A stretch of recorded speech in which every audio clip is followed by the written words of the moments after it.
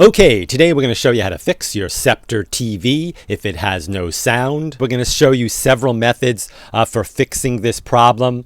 If you stay with us all the way to the end of the video and try each of these methods, there is a very high probability that this problem will be solved for you.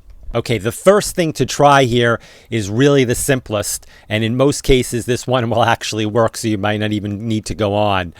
Just basically unplug your TV from the wall, wait about 60 seconds. Now don't be impatient here, wait the 60 seconds, and then plug it back in.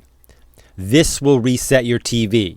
Now this is a lot different than switching the remote on and off, so do it from the wall plug. If this solved your problem, great. If not, this next fix almost certainly will solve the problem. However, this is a factory reset. It will restore your TV to exactly the way it was when you bought it. To perform the reset on most Scepter TVs, go to Settings, Device Preferences, Reset, Factory Data Reset, erase everything. For some other Scepter models, follow the instructions listed here. That's our video for today. As always, thank you very much for watching, and please remember to subscribe.